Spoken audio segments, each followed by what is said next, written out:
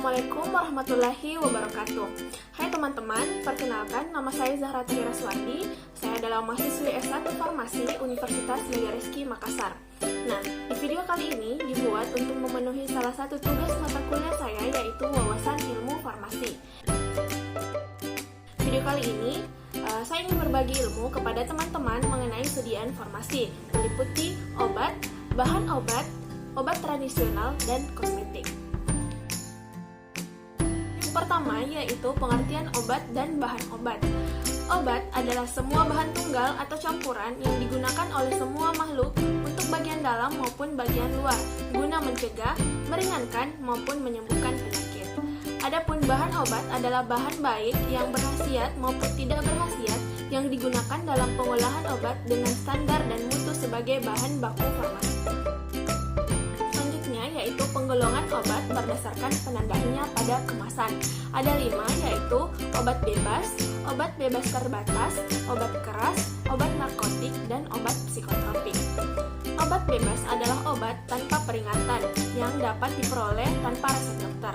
Tandanya berupa lingkaran hijau dengan garis tepi berwarna hitam. Contohnya yaitu paracetamol. Kemudian, obat bebas terbatas.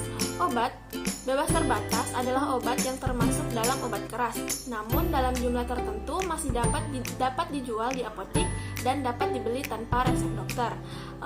Tandanya yaitu berupa lingkaran biru dengan garis tepi berwarna hitam. Contohnya yaitu CTM. Kemudian obat keras. Obat keras adalah obat yang dapat diperoleh dengan resep dokter.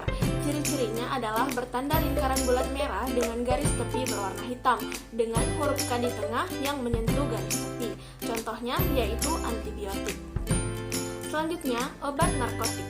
Obat narkotik merupakan kelompok obat yang paling berbahaya karena dapat menimbulkan adiksi atau ketergantungan dan toleransi. Obat ini hanya dapat diperoleh dengan resep dokter.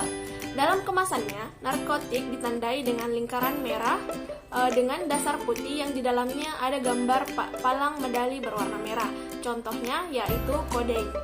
Selanjutnya, obat psikotropika. Psikotropika dikenal dengan nama obat keras tertentu, termasuk dalam golongan obat keras. Psikotropika adalah obat yang mempengaruhi proses mental, merangsang dan menenangkan. Contohnya yaitu golongan barbital atau luminar. Selanjutnya yaitu bentuk sediaan obat berdasarkan wujudnya. Nah, bentuk sediaannya dapat dibagi menjadi 3, yaitu sediaan solid atau padat, kemudian sediaan semi-solid atau setengah padat, dan sediaan liquid atau cair. Untuk sediaan solid atau padat meliputi tablet, pil, kapsul, serbuk, dan suppositoria.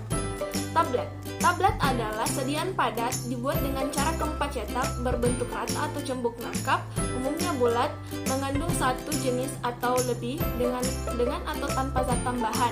Macam-macam tablet yaitu tablet kempa, tablet kunyah, dan tablet salut. Kemudian pil. Pil adalah sediaan padat berbentuk bulat, mengandung satu atau lebih bahan obat. Selanjutnya yaitu kapsul. Kapsul adalah sediaan obat yang terdiri dari obat dalam cangkang keras atau lunak yang dapat larut. Kemudian, suppositoria. Suppositoria adalah sediaan padat yang digunakan melalui dubur, berbentuk torpedo, dapat melunak, melarut, atau meleleh pada suhu tubuh. Kemudian, serbuk. Serbuk adalah obat atau campuran obat yang homogen yang diserbukkan. Macam-macam serbuk yaitu serbuk terbagi, serbuk tidak terbagi, dan serbuk everfence. Selanjutnya yaitu sediaan semi-solid atau setengah padat, meliputi salep, pasta, krim, dan gel. Yang pertama yaitu salep. Salep adalah sediaan setengah padat yang mudah dioleskan dan digunakan sebagai obat luar. Bahan obatnya larut atau terdispersi homogen dalam dasar salep yang cocok. Kemudian, pasta. Pasta adalah sediaan semi padat atau massa lembek yang mengandung satu atau lebih bahan obat yang ditunjukkan untuk pemakaian topikal. Pasta mengandung lebih dari 50% zat padat. Kemudian, krim. Krim adalah sediaan setengah padat berupa emulsi kental, mengandung tidak kurang dari 60% air, digunakan untuk pemakaian luar. Selanjutnya yaitu gel. Gel umumnya merupakan suatu sediaan semi padat yang jernih, tembus cahaya, dan mengandung zat aktif, merupakan dispersi koloid, mempunyai kekuatan yang disebabkan oleh jaringan yang saling berikatan pada fase terdispersi. Selanjutnya yaitu sediaan liquid atau cair, meliputi solusi atau larutan, suspensi, dan emulsi. Solusi atau larutan adalah sediaan cair yang mengandung bahan kimia terlarut. Sebagai pelarut digunakan air suling, kecuali dinyatakan lain. Kemudian suspensi. Suspensi adalah sediaan yang mengandung bahan obat padat dalam bentuk halus dan tidak larut, terdispersi ke dalam cairan pembawa. Saat terdispersi harus halus dan tidak boleh cepat mengendap. Selanjutnya yaitu emulsi. Emulsi adalah sediaan yang mengandung dua zat yang tidak tercampur, biasanya minyak dan air. Tipe emulsi ada dua, yaitu minyak dalam air dan air dalam minyak. Selanjutnya yaitu obat tradisional. Obat tradisional adalah bahan atau ramuan bahan yang berupa bahan tumbuhan, bahan hewan, bahan mineral, sediaan sarian atau galenik, atau campuran dari bahan tertentu yang secara turun-temurun telah digunakan untuk pengobatan berdasarkan pengalaman. Adapun penggolongan obat tradisional ada tiga, yaitu yang pertama jamu, yang kedua OHT atau obat herbal terstandar, dan yang ketiga yaitu fitofarmaka. Selanjutnya yaitu kosmetik.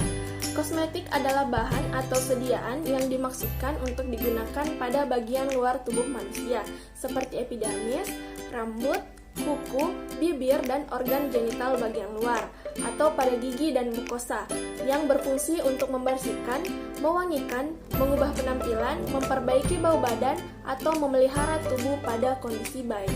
Selanjutnya, penggolongan kosmetik menurut kegunaannya bagi kulit dibagi menjadi dua, yaitu yang pertama, kosmetik perawatan kulit atau biasa kita sebut sebagai skincare kosmetik. Kosmetik jenis ini diperlukan untuk merawat kebersihan dan kesehatan kulit. Contohnya yaitu sabun, toner, serum, pelembab, tabir surya, dan lain-lain. Kemudian yang kedua yaitu kosmetik riasan atau biasa kita sebut dengan make up. Kosmetik jenis ini diperlukan untuk merias dan menutup cacat pada kulit sehingga menghasilkan penampilan yang lebih menarik serta menimbulkan efek psikologis yang baik. Contohnya yaitu bedak, eyeshadow, foundation, blush on, dan lain-lain. Nah, itulah tadi penjelasan seputar sediaan farmasi yang meliputi obat, bahan obat, obat tradisional, dan kosmetik. Semoga penjelasan dari materi ini dapat bermanfaat bagi teman-teman. Sampai jumpa di video selanjutnya. Wassalamualaikum warahmatullahi wabarakatuh.